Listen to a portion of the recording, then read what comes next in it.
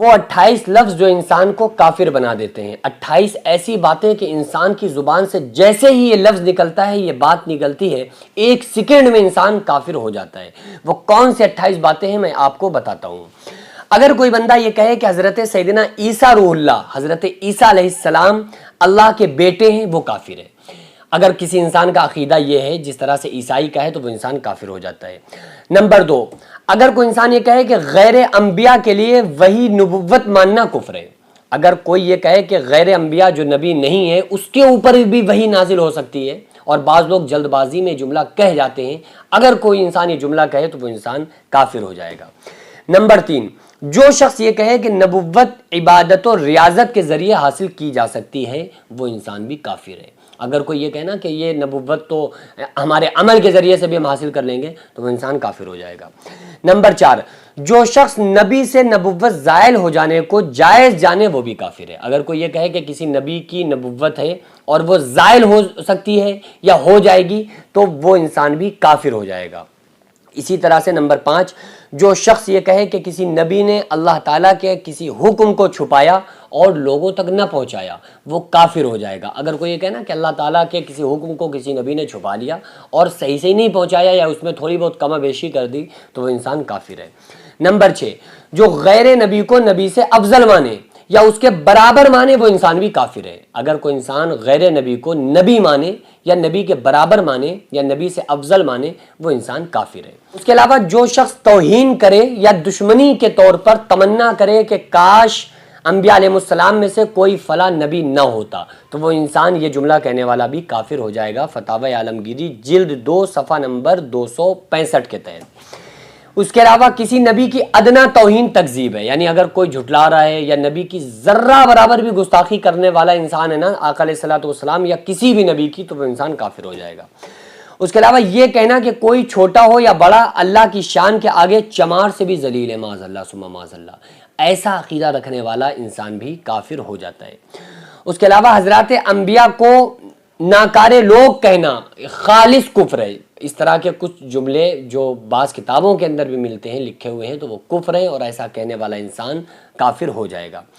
اس کے علاوہ جو کہے کہ میں اس کلام کی تصدیق نہ کروں گا اگرچہ وہ نبی کا ہی کیوں کلام نہ ہو تو وہ انسان بھی کافر ہو جائے گا۔ اس کے علاوہ کسی سے کہا نبی اور فرشتے بھی تیرے سامنے گواہی دیں، کیا تب بھی تو ان کی تصدیق نہ کرے گا؟ اس نے کہا ہاں، جواب دینے والا کافر ہے۔ اگر کوئی یہ کہے نا کہ ارے یہ دلیل ہے اور اگر اللہ اور رسول اور فرشتے بھی اس کی تصدیق کرتے ہیں جب بھی نہیں مانو گے تو کہے ہاں ہم نہیں مانیں گے، اور جذبات میں لوگ کہہ جاتے ہیں تو وہ انسان بھی کافر ہو جائے گا۔ یہ البحر الرائق کے اندر یہ بات موجود ہے۔ اس کے علاوہ جو کسی نبی سے بغض رکھے وہ بھی کافر ہے۔ کسی بھی نبی سے بغض رکھنا یہ کفر ہے اور وہ رکھنے والا کافر ہو جائے گا۔ فتاوی عالمگیری جلد 2 صفحہ نمبر 263 پر یہ بات موجود ہے۔ اس کے علاوہ انبیاء کرام علیہ الصلوۃ والسلام کی جانب میں گستاخی کرنا یہ بھی کفر ہے۔ ان کو فواحش و بے حیائی کی طرف منسوب کرنا بھی کفر ہے۔ اس کے علاوہ سیدنا یوسف علیہ السلام زلیخا کے عشق میں در بدر پھرتے رہے یہ کہنا بھی کفر ہے۔ کچھ لوگ مزاحیہ طور پر اور مذاق میں تفریح میں جب اس واقعے کو بیان کرتے ہیں تو اس طرح کے جملوں کو زبان سے نکالتے ہیں اور یہ جملہ زبان سے نکالنا کفر ہے۔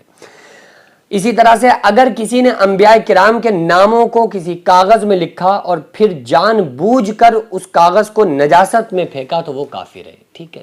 اس کے علاوہ جو معجزات انبیاء کا مطلقاً انکار کرے وہ انسان کافر ہے۔ اگر کوئی معجزات کا انکار کرتا ہے نا، جو معجزے ہوئے تو انبیاء علیہ السلام کے، تو اس کا کوئی انکار کر دے تو وہ کافر ہے۔ بھئی فرق کیا رہے گا؟ ابو جہل نے انکار کیا وہ کافر، آج کے دور میں کوئی انکار کرے گا وہ بھی کافر ہو جائے گا۔ اس کے علاوہ اگر فلاں یہ کہنا کہ اگر فلاں نبی ہوتا تو میں اس پر ایمان نہ لاتا، ایسا کہنے والا بھی کافر ہے، ٹھیک ہے۔ یہ بھی البحر الرائق کے اندر موجود ہے۔ اس کے علاوہ جو شخص یہ کہے کہ میں نہیں جانتا آدم علیہ السلام نبی ہیں یا نہیں تو وہ بھی کافر ہے، کیونکہ ان پر ایمان ہے نا، ایمان مفصل میں آمنت باللہ و ملائکتہ و کتبہ و رسلہ، کہ ایمان لایا اللہ پر، اس کے رسولوں پر اور فرشتوں پر، اس کی کتابوں پر۔ تو اس کے رسولوں پر، نبیوں پر ایمان لانا ہمارے ایمان کا مسئلہ ہے، تو اس لیے ہمیں تو ایمان لانا ہی پڑے گا۔ تو حضرت آدم علیہ السلام نبی ہیں، تو اگر کوئی یہ کہہ رہا ہے کہ ہم ان کے ہمیں نہیں پتا کہ وہ نبی تھے یا نہیں تھے تو وہ ایسا کہنے والا انسان کافر ہو جائے گا۔ اسی کے لیے علم سیکھنا ضروری ہے اور ایک عالم کی فضیلت عابد پر اسی لیے زیادہ ہے۔ اس کے علاوہ حضرت سیدنا خضر ذوالکفل علیہ السلام کی نبوت کا انکار کفر نہیں، کیونکہ یہ اجماع سے ثابت نہیں ہے۔ اگر کوئی حضرت خضر علیہ السلام کے بارے میں چونکہ اختلاف ہے، کچھ نے ولی مانا ہے، کچھ نے نبی مانا ہے، ان کے بارے میں اگر کوئی یہ کہہ رہا ہے تو یہ کفر نہیں ہے، کیونکہ ان کے بارے میں بعض مفسرین اور مورخین کی کچھ رائے ہے، بعض کا کچھ کہنا ہے، بعض مفسرین اس بارے میں کچھ کہتے ہیں، بعض نے نبی مانا ہے اور بعض نے ان کو ولی مانا ہے۔ تو بہرحال یہ ہے کہ ہم جو بھی جملہ اپنی زبان سے نکال لیں، اسی کے لیے لوگ کہتے ہیں نا، بڑے لوگ یہ اکثر آپ نے کہاوت سنی ہوگی کہ پہلے تولو پھر بولو۔ پہلے زبان سے نکالنے سے پہلے ہمیں سوچنا چاہیے جو ہم زبان سے بات نکال لیں آخر کہیں ایسا تو نہیں کہ یہ ہماری زبان سے نکلنے والی بات یہ ہمیں کفر تک پہنچا دے۔